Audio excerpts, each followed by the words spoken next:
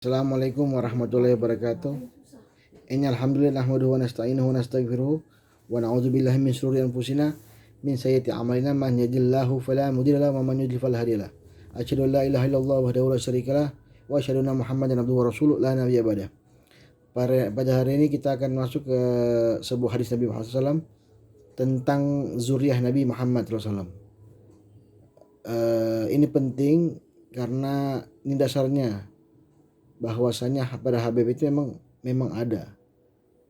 Pertanyaan berikutnya adalah hadis Nabi Muhammad itu saja yang sahih, yang diakui oleh para muhaddisin dan para ahli fikih, tentu menjadi sebuah akidah, tentu menjadi sebuah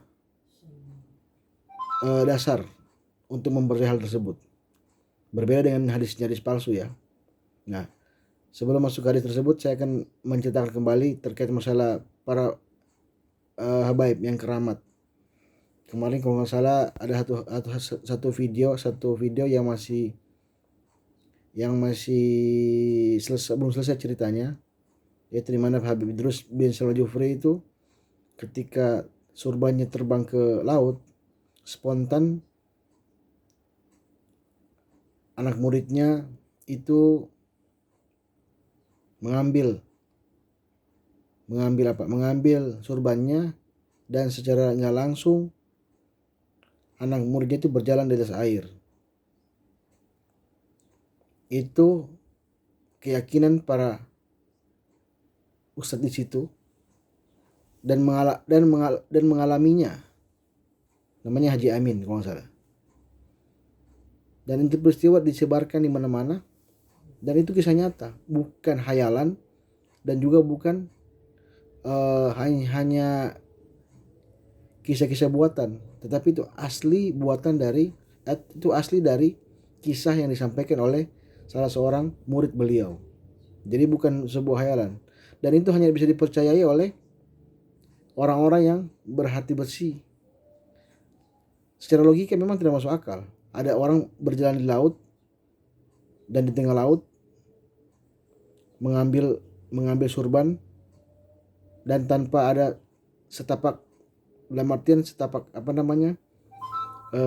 tidak ada pengganjalnya.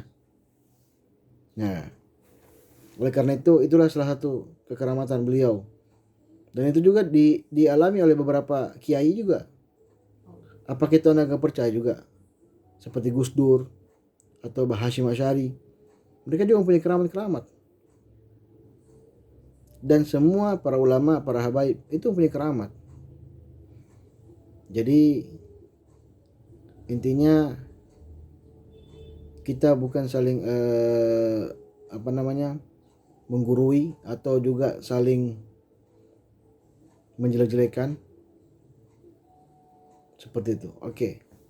Kita sambung ke beberapa hadis Nabi Muhammad SAW. Ada satu hadis Nabi Muhammad dari Zaid bin Arqam yang berbunyi tentang ketika itu Rasulullah SAW berdiri dan berkhutbah di sebuah mata air yang disebut dengan Khum. Beliau memuji Allah dan menyampaikan nasihat-nasihat serta peringatan kepada kami. Kata Zaid bin Arqam, amma ba'du, kata Rasulullah, ketahuilah wahai sekalian manusia, bahwasanya aku hanyalah seorang manusia seperti kalian.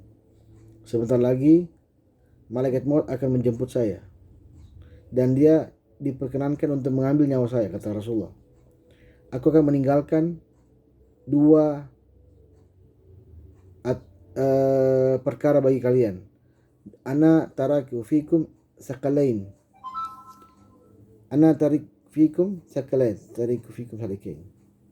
Awaluha Al-Quran Karim. Sudah jelas Al-Quran Karim. Yang kedua ialah ahlul baitku. Dan beliau mengulangnya sampai 3 kali. Ahlul baitku, ahlul baitku, ahlul baitku. Apa tandanya? Tandanya bahwa Rasulullah telah memprediksi bahwa turunannya akan sampai kepada umatnya yang tidak pernah ketemu sama sekali, bahkan sampai Indonesia. Jadi hal tersebut menunjukkan bahwasanya Rasulullah sudah memprediksi Ahlul Baitnya nggak akan terputus. Siapa Ahlul Bait? Yaitu kaum Ba'alawiyin, yaitu dari cucu-cucu dari Ali bin Abi Thalib, Hasan Hussein, dan ke bawahnya. Seperti itu. Sehingga otomatis keluarga Ba'alawi yang ada di Indonesia secara nggak langsung Rasulullah sudah memprediksinya seperti itu.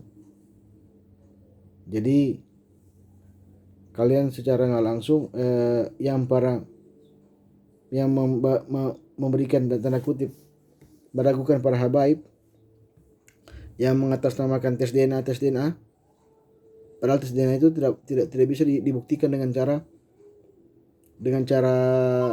cara yang ilmu kedokteran. Kenapa? Pikir ya, jika sekiranya orang berzina ya, kemudian dia berzina dan dites DNA bahwa anaknya tersebut sah, padahal itu hasil zina.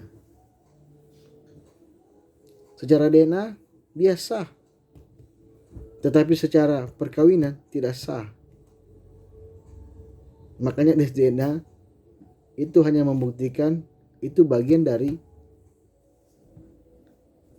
darah dagingnya, tapi tidak memberikan keabsahan sebuah pernikahan. Makanya dalam hukum fikih, anak zina itu kebanyakan bin ibunya dan terputus warisannya dari bapaknya jika sekiranya dia anak zina. Jadi hadis tersebut sudah menggambarkan bahwasanya Rasulullah SAW sudah memprediksi bahwa dia ada keturunannya yang sampai sekarang menyebar di berbagai belahan dunia manapun. Itulah saya bisa sampaikan. Lebih dan kurang mohon maaf. Wabillahi taufiq.